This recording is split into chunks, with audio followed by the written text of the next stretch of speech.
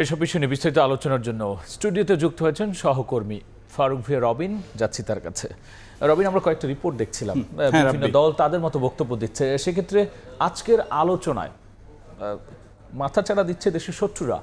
এই ক্ষেত্রে যদি আমরা আলোচনাটি শুরু করি, যদি রাব্বি বলতে চাই যে গত কয়েকদিন যাবতে কিন্তু আমরা যেটি দেখতে পাচ্ছিলাম যে রাজনৈতিক দলগুলো তাদের মধ্যে আসলে যে একে অন্যকে যে যদি বলতে যাই যে টার্গেট করে নানা ধরনের যে বক্তব্যগুলো দিচ্ছে এবং তার মধ্য দিয়ে রাজনীতি যে উত্তপ্ত হচ্ছে সেটি কিন্তু আমরা দেখছিলাম। এবং আজও কিন্তু দলগুলোর নেতাদের যে কথাবার্তায় সেটি কিন্তু আমরা লক্ষ্য করেছি। যদি দেখতে যাই আজকে কিন্তু যে বিএনপির বেশ কয়েকজন নেতা বিভিন্ন কর্মসূচিতে তারা কথাবার্তা বলেছেন। এর মধ্যে বিএনপি মহাসচিব মির্জা ফখরুল ইসলাম আলমগীর যেমন একটি অনুষ্ঠানে কথা বলেছেন, ঠিক একইভাবে বিএনপির ভারপ্রাপ্ত চেয়ারম্যান তারেক রহমানও কিন্তু যে একটি কর্মসূচিতে তিনি ভার্চুয়ালি যুক্ত হয়ে বক্তব্য রেখেছেন।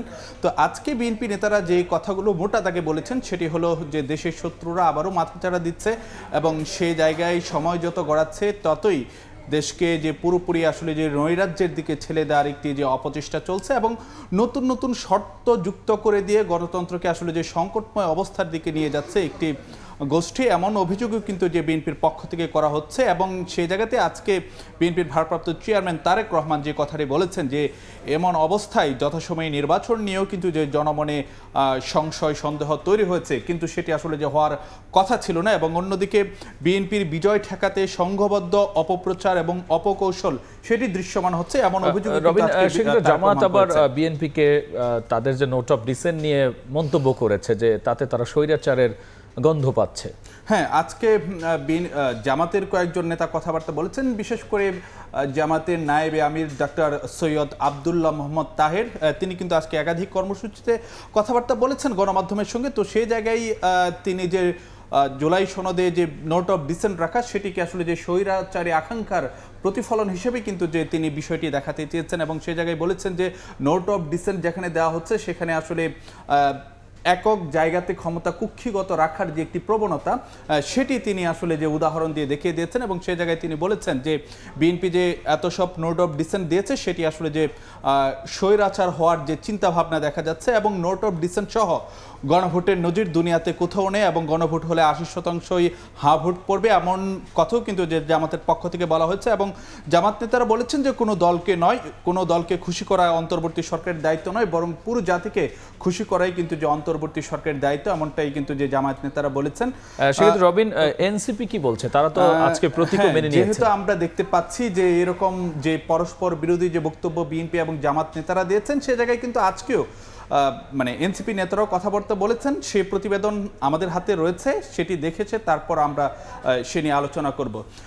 আজকে যেখানে আমরা দেখতে পাচ্ছি যে জামাত এবং যে বিএনপি পরস্পর বিরোধী কথাবার্তা বলেছেন যে সংস্কার এবং নির্বাচন নিয়ে, সে জায়গায় আজকে এনসিপির আহ্বায়ক যে কথাটি বলেছেন যে একদল নির্বাচনকে পিছিয়ে দিতে চাচ্ছে, অন্য দল সংস্কারকে ভেস্তে দিতে চাচ্ছে। এবং অন্যদিকে নানা আলোচনার পরে অবশেষে কিন্তু যে এনসিপি শাপলা কলি প্রতীক নিতেও কিন্তু রাজি হয়েছে। প্রতিবেদনটি দেখে তারপর ফিরছে আলোচনায়।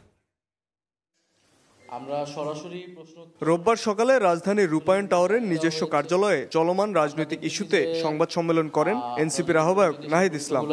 আমরা প্রশ্নের প্রেক্ষিতে আমি কথা গণভোটের তারিখ মুখ্য বিষয় নয় মন্তব্য করে তিনি বলেন, নির্বাচনের আগে গণভোট হলে ভালো, তবে নির্বাচনের দিন হলেও সমস্যা নেই। তবে চলতি মাসের মধ্যেই জুলাই সনদের আদেশ জারি করার আহ্বান জানান তিনি। গণভোট ইলেকশনের দিন হতে পারে, ইলেকশনের আগেও হতে পারে, তবে এটা কোনো মেজর ইস্যু বলে আমরা মনে করি না। বরং এটা সরকারের উপর ছেড়ে দেওয়া উচিত, নির্বাচন কমিশনের উপর ছেড়ে দেওয়া উচিত, তাদের ক্যাপাসিটি কতটুকু আছে আইন শৃঙ্খলা থেকে শুরু করে।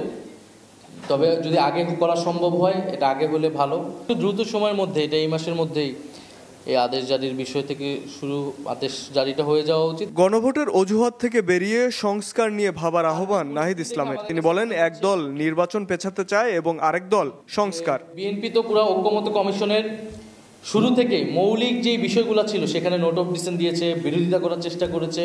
ফলে সংস্কারের পক্ষে তারা কতটুকু আছে এ বিষয়ে জনগণের ভিতরে প্রশ্ন আছে, আমাদের কাছেও প্রশ্ন আছে। জামাতের কার্যক্রমে মনে হচ্ছে যে তারা নির্বাচনকে পেছানোর কোনো অভিসন্ধি তাদের আছে কিনা, দুরভিসন্ধি আছে কিনা। ফলে একদল সংস্কারকে ভিস্তে দিচ্ছে, আরেক দল নির্বাচনকে পেছানোর চেষ্টা করছে।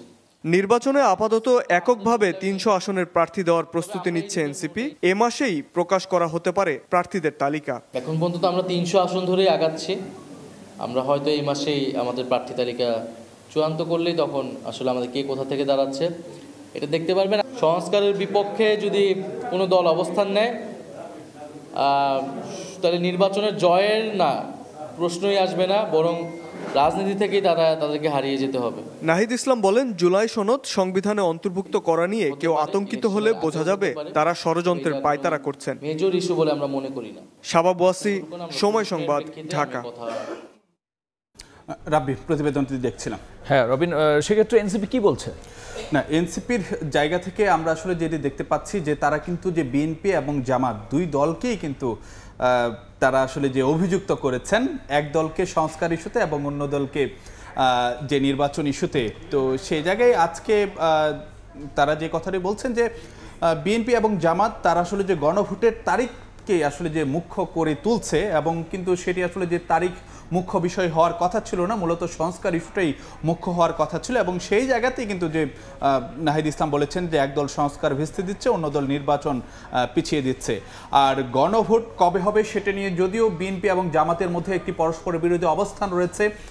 জামাত চাই নভেম্বরই, আবার বিএনপি চাই যে নির্বাচনের দিন গণভোট। তো সেই জায়গায় এই বিষয়টি সরকারের উপর ছেড়ে দিতে চায় এবং ইসি সক্ষমতার উপর ছেড়ে দিতে চায় এনসিপি। তারা আসলে যে সুনির্দিষ্ট করে নির্বাচনের আগে না নির্বাচনের দিন গণভোট হবে সেই বিতর্কে যাচ্ছে না এনসিপি। তবে অবশেষে আসলে যে নানা মানে আলোচনা ছিল যে এনসিপির প্রতীক কী হবে, অবশেষে সব জল্পনা কল্পনা শেষে আজকে নির্বাচন কমিশনে গিয়েছিল এনসিপির একটি প্রতিনিধি দল, এবং সেখানে তারা শাপলাকলি প্রতীকে নিজেরা তুষ্ট থাকার কথা জানিয়েছে। তো এই ছিল রাব্বি আজকের মতো। রবিন, অসংখ্য ধন্যবাদ আলোচনায় যুক্ত হওয়ার জন্য।